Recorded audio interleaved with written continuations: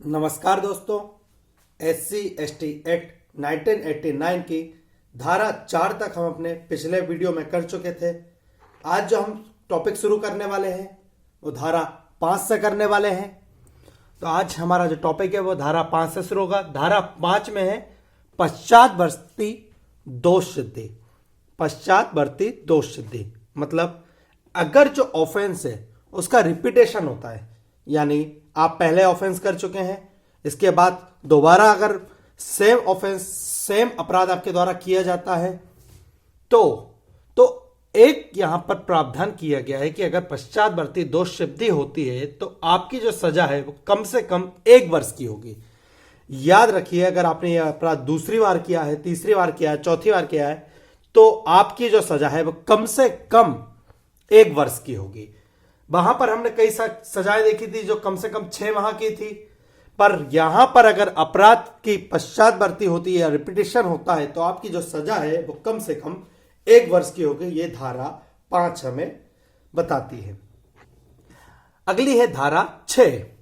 धारा 6 में लिखा गया है कि आईपीसी इंडियन पिनल कोड के अध्याय 3, 4, 5, 5A और 23, इसके अलावा धारा 34 और 149 उसी प्रकार से लागू होगी जैसे वो आईपीसी में वर्णित है। यानी आईपीसी के अध्याय 3, 4, 5, 5A और अध्याय 23 और धारा 34 तथा 149 सेम लागू होंगे जैसे वो आईपीसी में वर्णित है। सर, आईपीसी में अध्याय 3, 4, 5, 5A, 23 का संबंध किससे है? तो याद रखिएगा अध्याय 3 में दंड बताया गया है। आईपीसी में अध्याय 4 में साधारण अपवाद बताए गए हैं। अध्याय 5 में दुष्प्रेरण बताया गया है। अध्याय 5(1) में या 5A में आपराधिक षड्यंत्र बताया गया है। अध्याय 23 में अपराधों के प्रयत्न के विषय में है। याद रखिएगा, अध्याय 3 दंड से संबंधित है, अध्याय 4 साधारण अपवाद से संबंधित है, अध्याय 5 दुष्प्रेरण से संबंधित है, अध्याय 5A आपराधिक षड्यंत्र से संबंधित है, अध्याय 23 अपराध को करने के प्रयत्नों के विषय में है। धारा 34 समान आशय से संबंधित है। धारा 149 या 149 समान उद्देश्य से संबंधित है। ये धारा 6 में बताया गया है। अब हम देखते हैं धारा 7। धारा 7 में कतिपय व्यक्तियों की संपत्ति का संहरण, कतिपय व्यक्तियों की संपत्ति का संपहरण यानी फॉरफीचर, यानी जिन व्यक्तियों के द्वारा अपराध किया गया है उनकी संपत्ति को अगर अपराध में प्रयोग किया गया है या उनसे कोई जुर्माने की राशि वसूलनी है तो उनकी संपत्ति का संपहरण किया जा सकेगा या फिर जब्त किया जा सकेगा। याद रखिएगा, अपराध में प्रयोग की गई संपत्ति या जुर्माने की वसूल के लिए जो संपत्ति का उपयोग करा जा सकता है। याद रखिएगा, धारा 7 में बताया है कि कतिपय व्यक्तियों की संपत्ति का संपहरण, जिस संपत्ति का अपराध में प्रयोग किया गया है या जुर्माने की राशि को वसूलने के लिए, इन दोनों कार्यों के लिए व्यक्तियों की संपत्ति को जब्त किया जा सकेगा। याद रखिएगा, यह धारा 7 में बताया गया है। अगली है धारा 8। धारा 8 क्या बोलती है? धारा 8 बोलती है अपराधों के बारे में उपधारणा। अपराधों के बारे में उपधारणा। तो याद रखिएगा, अपराध के बारे में उपधारणा मानी जाएगी या प्रिजम्पशन माना जाएगा जब तक कि आप ये सिद्ध ना कर दे कि ऐसा नहीं किया गया है।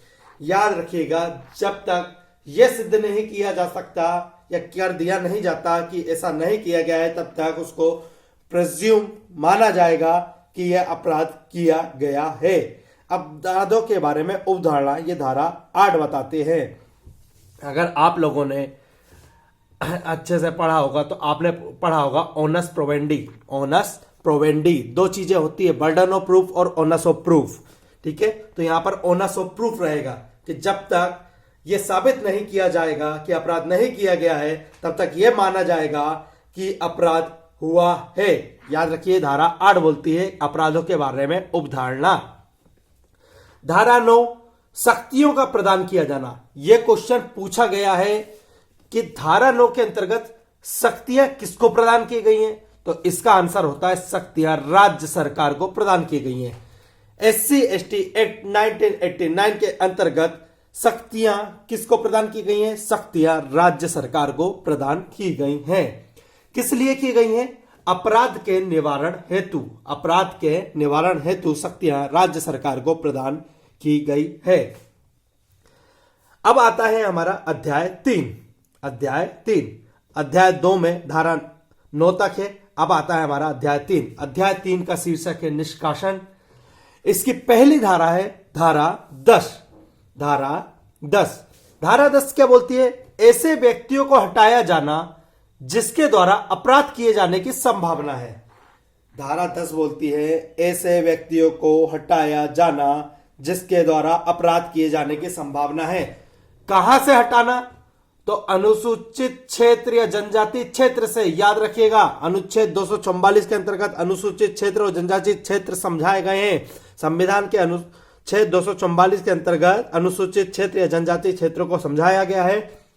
उस क्षेत्र से ऐसे व्यक्तियों को हटाया जा सकेगा जिसके द्वारा कोई अपराध किए जाने की संभावना है। कब तक के लिए हटाया जाएगा, 3 वर्ष तक की हटाने की ताकत है। याद रखिएगा, कितने समय तक के लिए हटा सकते हैं उसको, तो 3 वर्ष तक के लिए उसको हटाया जा सकता है। उस व्यक्ति जिसको हटाया जाएगा उस क्षेत्र से या उसको निष्कासित किया जाएगा उसके क्षेत्र से, उसको उसका आधार बताया जाएगा।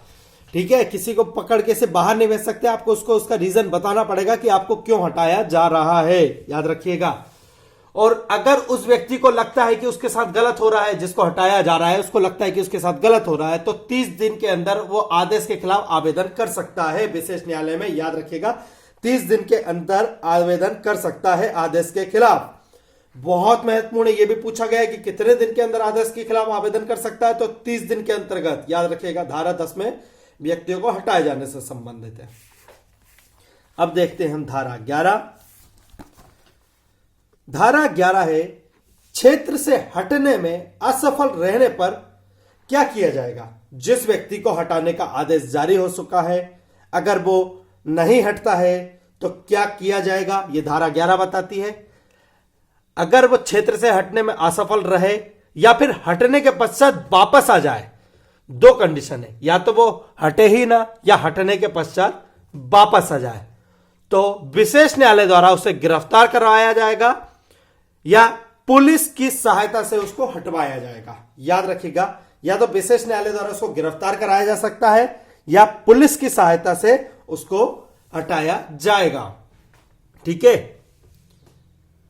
धारा 12 अगली है हमारी धारा 12। धारा 12 क्या बोलती है, माप व फोटो। याद रखिएगा, जिस व्यक्ति को हटा रहे हैं या जिस व्यक्ति के खिलाफ को अपराध करने के संभावना है कि व्यक्ति अपराध कर सकता है, तो उस व्यक्ति के माप और फोटो लिए जाएंगे। ये धारा 12 में बताया गया है। माप एवं फोटो लिए जाएंगे, किस में बताया गया है, धारा 12 में। अगर देने में विरोध करता है तो IPC 186 के तहत उसके ऊपर मुकदमा चलाया जाएगा। याद रखिएगा, अगर वो अपनी माप और फोटो देने में विरोध करता है तो IPC 186 के तहत एक अपराध है और उसमें भी उसको मुकदमा चलाया जाएगा, जिसमें 3 माह से लेकर 500 रुपए तक का जुर्माना हो सकता है। 3 माह की सजा हो सकती है और 500 रुपए का जुर्माना हो सकता है अगर वो अपना माप और फोटो देने का विरोध करता है तो। याद रखिएगा। ठीक है। अगला है अध्याय 4। अब हमें देखना है अध्याय 4। माफ करिएगा, धारा 12 के बाद धारा 13 है। धारा 13 में यहां लिख नहीं पाया था, तो धारा 13 ऊपर है। धारा 13 बोलती है आदेश के अनुपालन की शास्ति। ठीक है, आदेश के अनुपालन की शास्ति। यदि कोई व्यक्ति आदेश के अनुपालन की शास्ति करता है या फिर नहीं मानता है, धारा 10 के आदेश के पालन करने में असफल रहता है, तो उसे 1 वर्ष तक का कारावास या जुर्माना दोनों से दंडित किया जा सकेगा। याद रखेगा, धारा 13 बोलती है कि धारा 10 में जिस व्यक्ति को हटने का आदेश दिया गया है वो अगर पालन नहीं करता है उसका, तो उसको 1 वर्ष तक का कारावास और जुर्माना दोनों तक की सजा हो सकती है। याद रखिएगा, 1 वर्ष तक का कारावास हो सकता है एवं जुर्माना दोनों की सजा हो सकती है। बहुत महत्वपूर्ण है धारा 13। अब हम देखते हैं अध्याय 4। अध्याय 4 का संबंध है विशेष न्यायालय से। अध्याय 4 का संबंध विशेष न्यायालय से है। अध्याय 4 में धारा है धारा 14। धारा 14 का संबंध किससे है? धारा 14 का संबंध है विशेष एवं अन्य विशेष न्यायालय से। विशेष एवं अन्य विशेष न्यायालय से कौन स्थापित करेगा? राज्य स्थापित करेगा। किसकी सहमति से? हाई कोर्ट के मुख्य न्यायमूर्ति की, यानी chief justice of high court की सहमति से। किसके द्वारा स्थापित किया जाएगा? राज्य के द्वारा। किसकी सहमति से? मुख्य न्यायमूर्ति की सहमति से। हाई कोर्ट के मुख्य न्यायमूर्ति की सहमति से।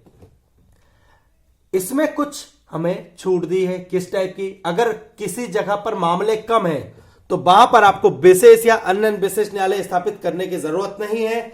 आप सत्र न्यायालय को ही विशेष और अन्य विशेष न्यायालय की ताकत दे सकते हैं। आप सत्र न्यायालय को ही विशेष और अन्य विशेष न्यायालय की ताकत दे सकते हैं, पर याद रखिएगा यह ताकत सत्र न्यायालय से नीचे के न्यायालय को नहीं दी जा सकती।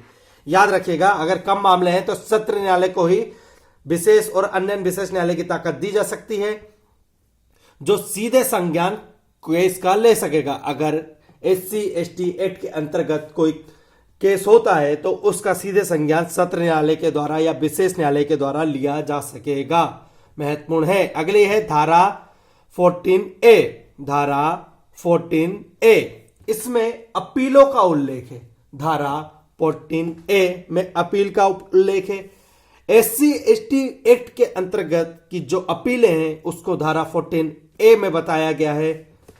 कहां होंगी?